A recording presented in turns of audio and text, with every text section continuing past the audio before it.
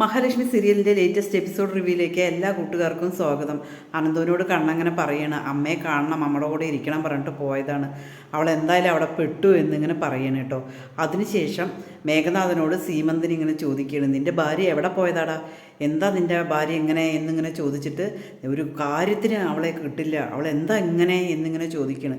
അത് കേട്ടുകൊണ്ട് മേഘനാഥൻ പറയാണ്, അമ്മ ഇത്തിരി മിണ്ടാതിരിക്കുക, അവൾ ബ്യൂട്ടി പാർലറിൽ എവിടെയോ പോയതാണ്, അമ്മ ഇങ്ങനെ പ്രശ്നം ഉണ്ടാക്കാതെ, അമ്മയ്ക്ക് അറിയില്ലേ കാര്യങ്ങളെല്ലാം, അവൾ മഹാലക്ഷ്മി ഞാൻ കൊന്നതാണ് എന്നുള്ളത് എല്ലാ കാര്യവും മഞ്ജുവിനും അറിയും, അതുകൊണ്ട് മഞ്ജുവിനെ ഒരുപാട് പ്രകോപിക്കാതെ, അത് നമുക്ക് നാശം തന്നെ ഉണ്ടാവുകയുള്ളൂ എന്ന് അമ്മയ്ക്ക് എത്ര പറഞ്ഞാലും മനസ്സിലാവണില്ലേ എന്ന് പറഞ്ഞ് മേഘനാഥൻ അങ്ങനെ പറഞ്ഞുകൊണ്ടിരിക്കുമ്പോൾ തന്നെ മഞ്ജു ഇങ്ങനെ വരികയാണ് കേട്ടോ. മഞ്ജുവിനെ കണ്ടത് സീമന്തിരി, വാ മോളെ വന്ന് ഭക്ഷണം കഴിക്കുക എന്നിങ്ങനെ പറയണം. അത് കേൾക്കുമ്പോൾ തന്നെ മഞ്ജുവിന് വിചാരിക്കേണ്ടത് എന്തോ ഇവരുടെ പദ്ധതി ഉണ്ടല്ലോ എന്നിങ്ങനെ മഞ്ജു വിചാരിക്കണം കേട്ടോ.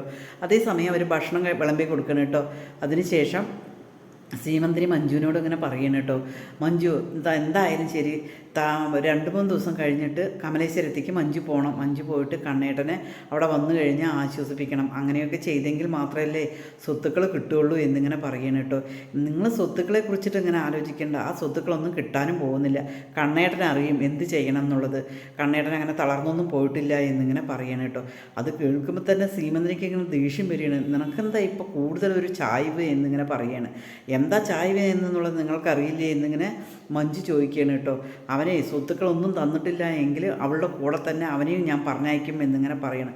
അത് കേൾക്കുമ്പോൾ മഞ്ജുവിനാകെ വിഷമം വരികയാണ് കേട്ടോ. ഇവരൊരിക്കലും ശരിയാവില്ല, ഇവരെന്തായാലും കണ്ണേട്ടനെ എന്തെങ്കിലും ചെയ്യുമോ എന്നിങ്ങനെ പറഞ്ഞതിന് ശേഷം മേഘനാഥൻ ദേഷ്യത്തോട് കൂടിയിട്ട് ഭക്ഷണത്തിൽ നിന്ന് എണീറ്റ് പോകുകയാണ് കേട്ടോ.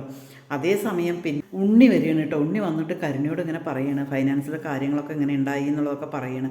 അതിനുശേഷം ജ്യൂസൊക്കെ കുടിച്ചിട്ട് പറയണം, ഏതായാലും ശരി, ഇത്ര കാലമായിട്ടും നിൻ്റെ ഈ വീട്ടിൽ വന്നതിന് ശേഷം നിൻ്റെ ഈ വീടും പുരയിടും ഒന്നും ഞാൻ കണ്ടിട്ടില്ല, എന്തായാലും കാണണം എന്നിങ്ങനെ പറയണം കേട്ടോ.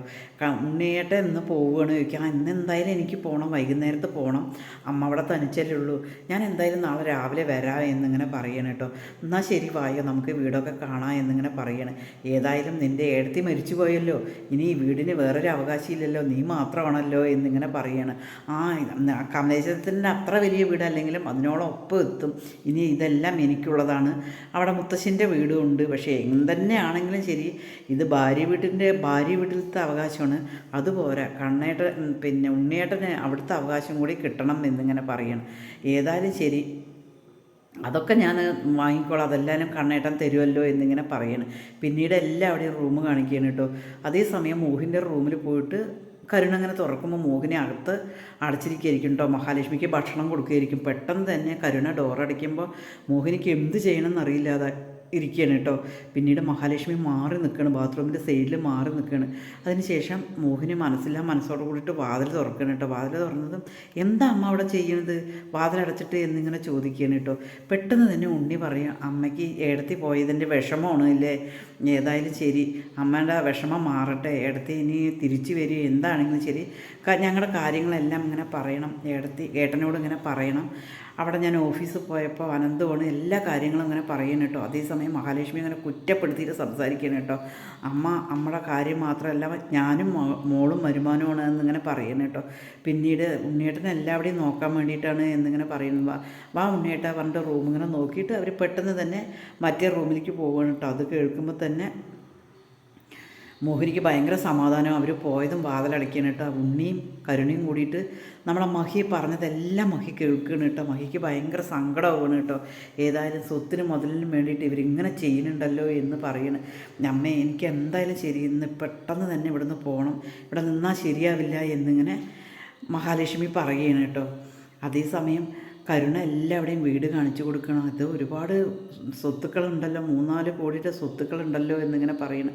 അത് ഏതായാലും ശരി, കണ്ണേട്ടൻ വന്നു കഴിഞ്ഞാൽ ചിലപ്പോൾ അവിടുന്ന് അടിച്ചിറക്കി, അമ്മനെ അടിച്ചിറക്കില്ല എന്ന് എന്ത് ചെയ്യും, അടിച്ചിറക്കി എന്താ ചെയ്യുക എന്നിങ്ങനെ പറയണം. എന്തായാലും ശരി, നമുക്ക് മുത്തശ്ശിയുടെ വീട്ടിൽ വന്നിരിക്കുക, ഏതായാലും അമ്മയും കൂട്ടിയിട്ട് വന്നിരിക്കാം എന്നിങ്ങനെ പറയണം കേട്ടോ. അതിനുശേഷം കരുണയോട് യാത്ര പറഞ്ഞ് ഉണ്ണി പോവുകയാണ് കേട്ടോ. അതേസമയം മാർക്കും അങ്ങനെ പറയുന്നുണ്ട് കേട്ടോ. ഏതായാലും മഹി അവിടെ പെട്ടുപോയി, എന്തായാലും ശരി ഇന്ന് രാത്രി തന്നെ കൊണ്ടുവരണം, എന്നാലും ഈ മഹാലക്ഷ്മിയും ഈ ക്രൂരനായ ഈ അച്ഛൻ്റെ കൂടെ എങ്ങനെ തന്നെ അവർ പിടിച്ചു നിന്നു, അവരെ സമ്മതിക്കണം എന്നിങ്ങനെ പറയാണ്. ഏതായാലും ശരി, അവർ രണ്ടിനെയും ഇന്ന് തരിപ്പണമാക്കണം. ഞാൻ പക്ഷേ വേണ്ട എന്ന് പറഞ്ഞിട്ടാണ് രണ്ടാളെ ഞാൻ വേണ്ടതുപോലെ ചെയ്യും എന്നിങ്ങനെ മാർക്കോ ദേഷ്യത്തോടു കൂടി പറയണം കേട്ടോ. അതിനുശേഷം നമ്മൾ തീരുമാനിച്ച പോലെ തന്നെ കാര്യങ്ങൾ നടക്കണം. ഇന്ന് രാത്രി ഞാൻ എന്തായാലും മഹാലക്ഷ്മിയെ കൊണ്ടുവരാമെന്ന് പറയണം കേട്ടോ. അതേസമയം പിന്നീട്